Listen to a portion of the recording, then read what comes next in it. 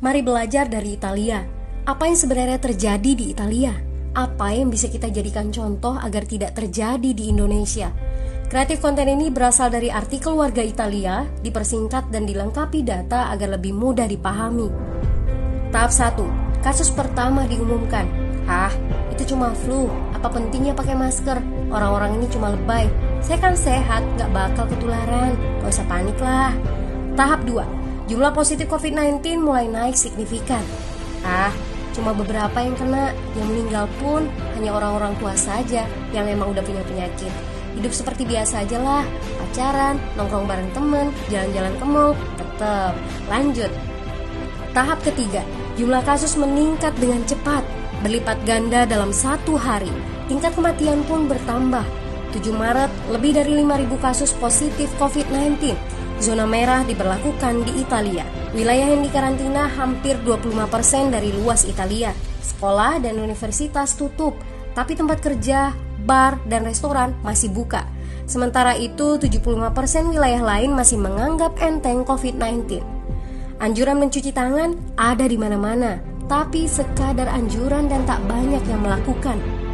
Tahap 4. Jumlah kasus meningkat pesat. Sekolah dan universitas ditutup selama sebulan. Darurat nasional pun diberlakukan. Rumah sakit menambah kapasitas, seluruh kamar dibersihkan untuk memberi ruang bagi pasien COVID-19. Tapi tak ada cukup dokter dan perawat. Ada terlalu banyak kasus pneumonia, terlalu banyak pasien perlu ICU, tapi ruangannya sudah habis, ventilator habis. Pada titik ini seperti kondisi dalam perang. Dokter harus memilih siapa yang akan diobati berdasarkan peluang bertahan hidup.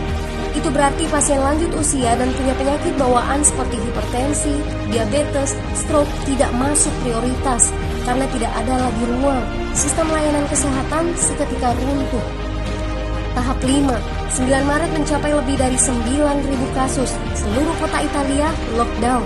Orang-orang bisa pergi hanya untuk keperluan darurat dan dalam pengawasan ketat. Semua bisnis masih dibuka karena jika tidak, ekonomi akan runtuh. Itu kebijakan pemerintah. Mulai ada ketakutan, orang-orang mulai memakai masker dan sarung tangan. Tapi tetap saja, ada anak-anak yang merasa jagoan, masih ingin uji nyali. Pergi ke restoran rame-rame, hangout bareng, minum-minum dan lain sebagainya. Tahap 6. 2 hari kemudian pemerintah Italia berubah pikiran. Semua bisnis harus tutup. Bar, restoran, pusat perbelanjaan, semua jenis toko, kecuali supermarket dan apotek. Penyebabnya, karena dalam sehari yang positif bertambah lebih dari 2.000 kasus.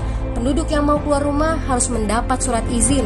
Surat izin ini didapatkan dari pos pemeriksaan polisi yang disebar di berbagai lingkungan. Yang melanggar bisa kena denda 3,3 juta rupiah.